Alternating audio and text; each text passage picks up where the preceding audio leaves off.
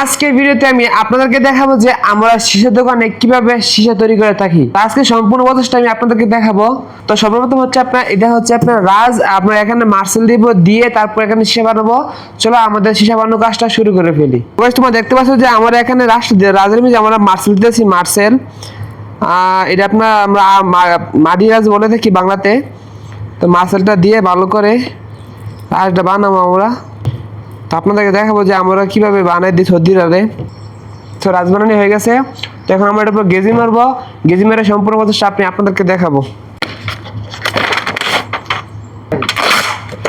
তো গাইস দেখতে পাচ্ছি এটা হচ্ছে আপনার অ্যালুমিনিয়াম পেপার, আমরা আরবিতে গেজি বলি আমরা। দেখছো এটার নাম হচ্ছে পলিং পেপার। তো এখন আমরা এটা গায়ে করবো। কো কাছে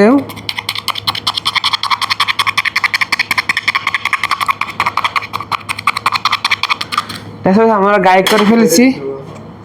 এটা ভিতরে না গাছ, এটা হচ্ছে আপনার সীসাটা, মূল সীসাটা। তো এখানে আমরা পানি চেঞ্জ করব। তো পানি দিয়ে ফিল্টারটা বের হয় আর কি আপনার।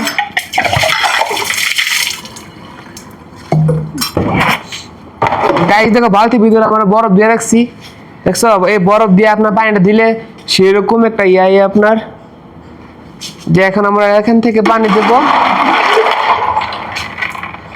বরফ সহ গাছ, বরফ সহ দিলে তা আমরা সেরকম লাগে। এখানে গাছ পানি বেশি হলে হবে না, কম হলে হবে না। তো সম্পূর্ণ কাজটা তো শেষই গাইস।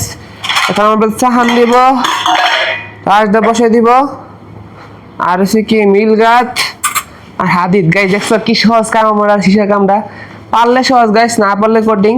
তো এখানে আমরা জমর দিয়ে দিব।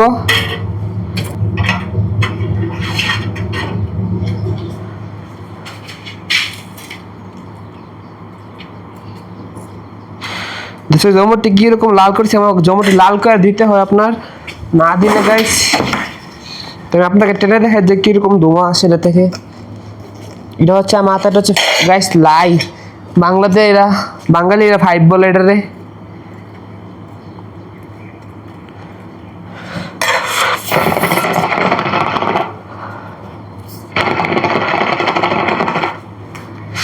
জম্মুটি গাইস আমার বাবাকে লাল হইছে না গাইস। দেখছো আমরা জম্মুগুলো লাল করে ফেলেছি। এখন আমরা টান দেব, টান দিলে কিরকম ধুম আসে আপনার। এটা হচ্ছে সৌদির লোকেরা আপনার এগুলো পছন্দ করে। সৌদি যে বাদশা কি করে বাদশা রাজামন্ত্রী তারা এগুলো খাইতো আপনার, তারা শেখ রাইডি পছন্দ করে আপনার সীসা। এর জন্য এখন এটার রয়ে গেছে এখনো। ও গাইস দেখছো কিরকম ধুমা আসে আপনার। এটা হচ্ছে আমরা পাবলিক এটা খায় আর কি আপনার সৌদির লোকেরা। তো আজকে ভিডিওটা আপনাদের কাছে কিরকম লেগেছে অবশ্যই বলবেন। আর কারা কারা সে দোকানে কাজ করতে চান এবং কিসের দোকানে কাজ করবেন অবশ্যই বলবেন। তো আজকের জন্য পর্যন্তই, আল্লাহ হাফেজ।